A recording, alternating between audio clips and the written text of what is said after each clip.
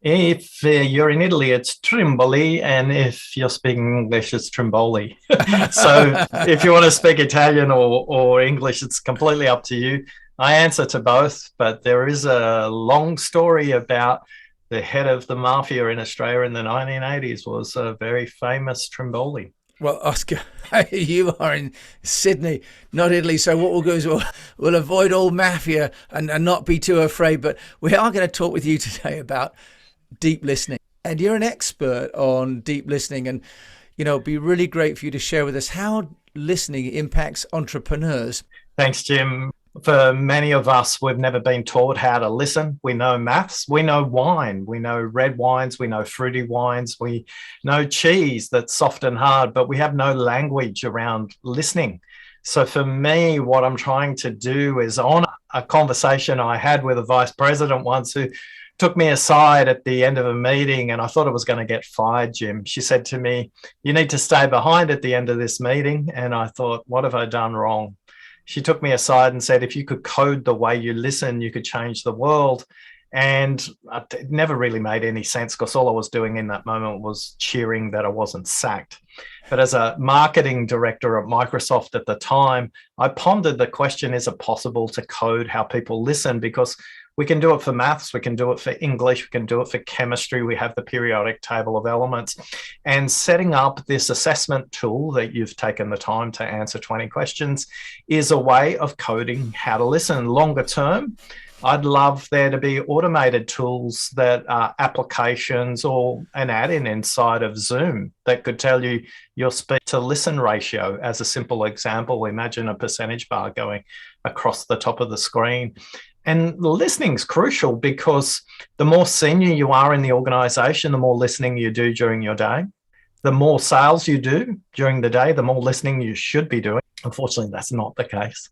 And when you're dealing with complex, collaborative, constrained, or conflict situations, listening is one of the most important superpowers you have as an entrepreneur because you can bring people along in the journey with you.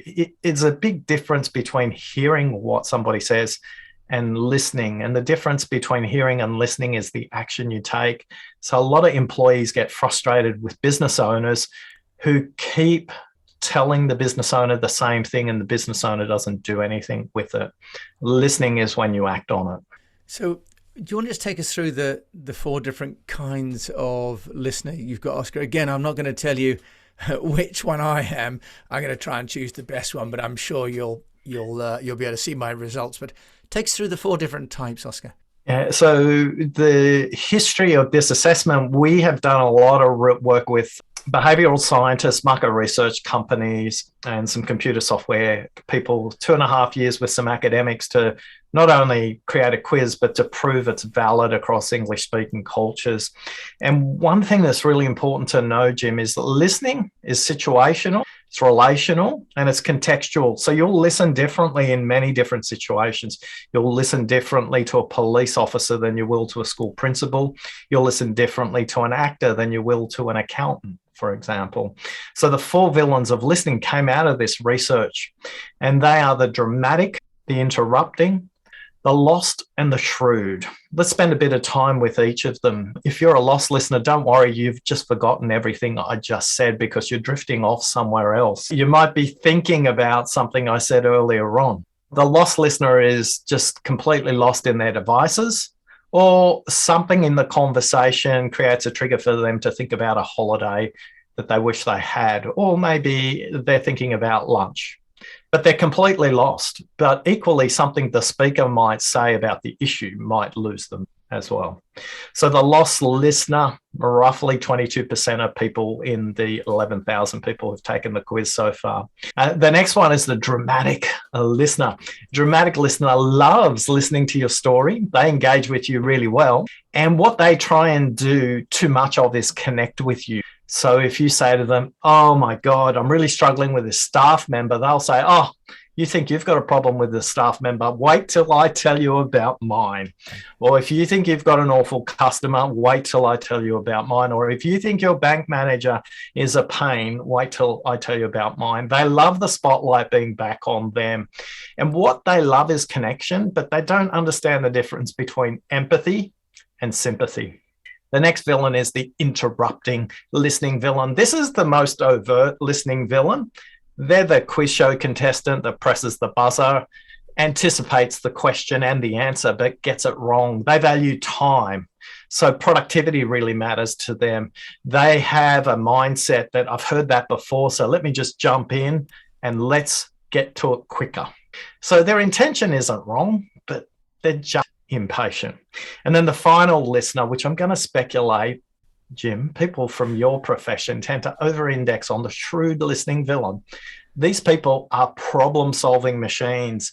Although they'll give you great face, they'll go, wow, yeah, tell me, fascinating. And you'll feel like, from an outsider's perspective, they're really engaged in listening. But if you had closed captioning to see what was going on in their mind, they would be saying something like this. By the way, I'm a shrewd listener at work and I'm a lost listener at home. And when you do the quiz, you'll get a primary and you'll get a secondary. And most likely the primary is who you are at work and the secondary is who you are at home. Now, I always say labels are really good on food jars and pharmaceutical products, not people. We're labeling your behavior, not you. So the shrewd listening villain, their closed captioning goes, oh my God, I studied this long. I'm such an expert in this field and you've got such a basic problem. I'm going to think about 3, 4, 5, 6 problems you haven't even thought about that you need to know about. And what the speaker senses, they can see the cogs going on in your wheel, turning over, going through the issues.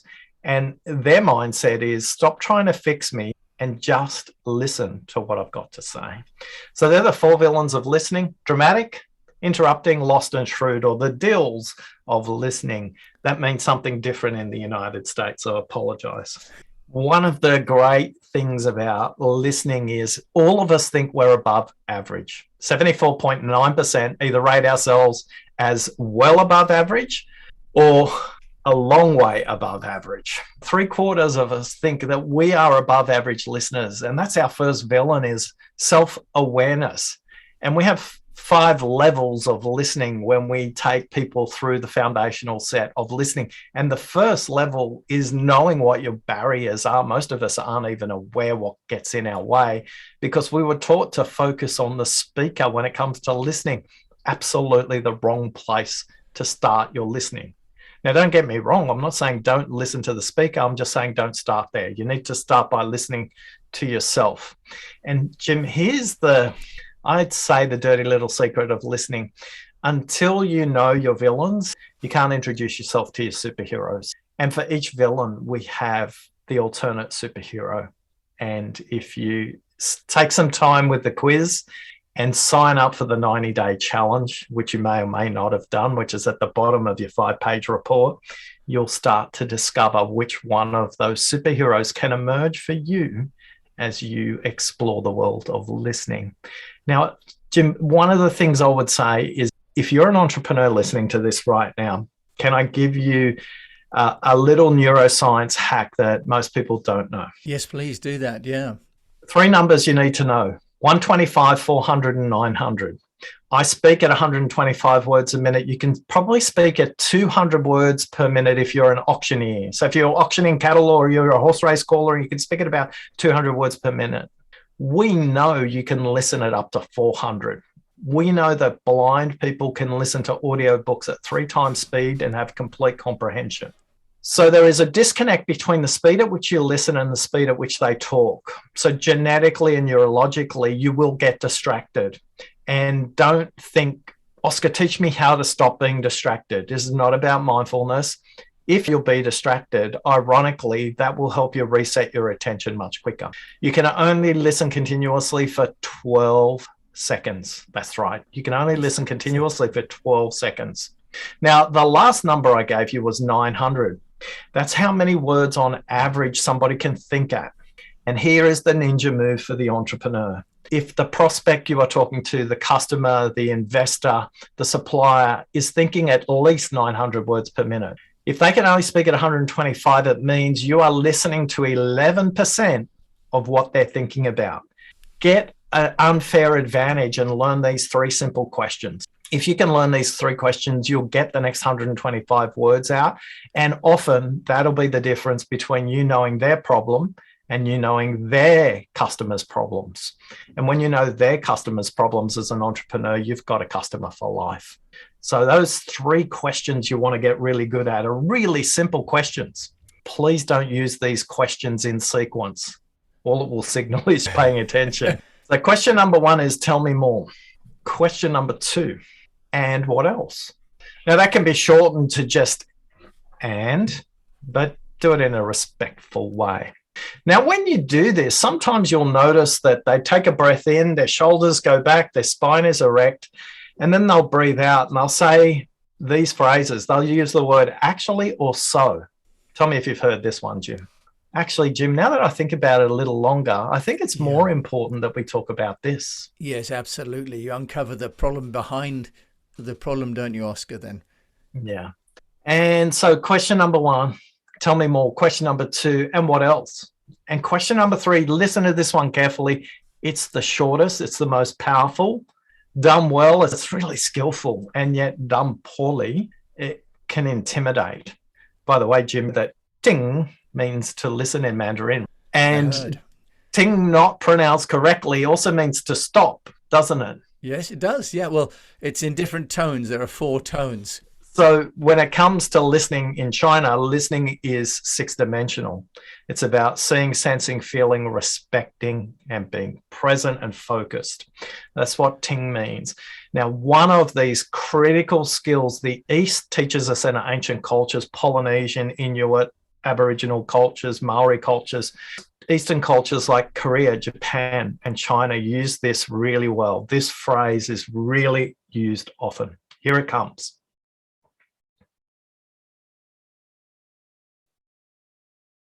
Now, don't worry, nothing went wrong with any of the recording. There's no coincidence that silent and listen have exactly the same letters. And if you can just practice that, you will listen and hear things that other people will never get told because you took the time to listen to what's not said. And you will uncover much, much, much more than the next person who merely engages in a dialogue with the very first thing people say. Tell me more, and what else? And just pause. In the West, Jim, we've got this weird relationship. We call it the pregnant pause, the awkward silence, the deafening silence. And yet in the East, it's a sign of wisdom, respect, seniority, and authority. It's not uncommon for there to be long pauses in Eastern meeting places, are there? No, and of course, that's why also in Asia, they like to drink tea, which is a long form, whereas we have a cup of coffee and an espresso. And in China, we'll have a tea that actually you wash the leaves 4 or 5 times before the pot is even finished. Oscar, that's very, very powerful. So we've got 1, tell me more, 2, and what else, and 3, the silence. Of course, if you start the conversation with silence, they might think you're being a bit intimidating, mightn't they? Yeah, and that's the warning or the little caution at the beginning. The last one needs to be used skillfully when you're in some kind of relationship and trust has been developed. But what my clients tell me, particularly those who are entrepreneurs, they often say, I haven't got time for that. All this listening stuff takes time. And I said, so does launching the wrong product. So does losing a great staff member. So does winning a customer where you heard the wrong thing. All of these are really unprofitable ways to spend our day. It's also not a great use of our time and money. So although it takes just a little bit longer at the beginning, what you do is you start to listen to what they're thinking and what they mean rather than merely what they say. Let your competitors listen to what they say. And if you listen to what they mean, you'll have a customer, an investor, a supplier, an employee for life. Oscar, that is such an academically rigorous explanation. It's fantastic and bulletproof. You've obviously been working on this for many, many years. Can we just switch gears just slightly onto you and how you are sharing your message? How does Oscar Trimboli get noticed? share with us your entrepreneurial aspects, because that's also inspirational. I'll tell you about my failures first. I think that's when you meet a real entrepreneur, where they're going to tell you about their failures first up. So I want to zoom you into an industry conference I was attending. It was 7.5 years ago. And next to me was a good friend of mine now, Dermot, originally from Ireland. And we were in this workshop. And I just said, we were asked to share a problem that we were working on. So I was blogging 2.5 years straight, very regularly on the topic of listening. And nobody, not a single person, was engaging with what I was doing. I said, Dermot, you're a wise man. And I'm not going to do his accent any credit. But he basically said, you idiot, if you're talking about listening, you do a podcast, you don't do a blog. If people are interested about listening, they probably want to listen to it. So I started that, another spectacular failure, until I discovered this wonderful book by two authors, Dan Gregory, Kieran Flanagan, called Scared, Stupid, and Simple. And they basically hypothesized that you can do all the ambitious, inspirational and aspirational work you want, but most people relate to their weaknesses more than they relate to their strengths. Thus the villains of listening. So although initially I was writing about the aspirational listening superheroes, nobody could relate to them because they were these artificial gods of listening that nobody really related to. But I have not met a single soul on this planet that couldn't relate to the four villains of listening. I think the thing I do well is publish. Now, does that mean publish a book? No, it just means share your ideas with somebody else. So publishing could be webinars. So I run a community of practice where people on my newsletter list come in once a month, and it's completely free.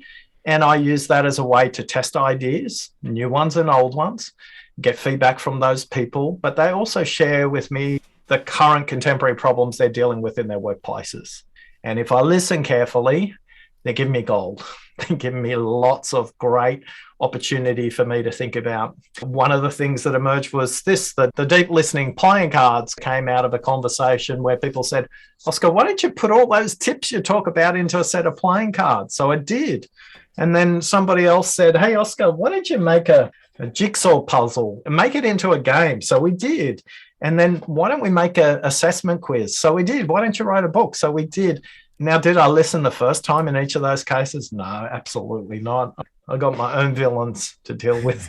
I think the thing I've done well, we're nearly 100 episodes on the podcast. We won an award from Apple a couple of years ago for the category we were in because it was such a different take on the communication topic, to talk about listening, to interview expert listeners, to deconstruct what good listening is and how to make that commercial.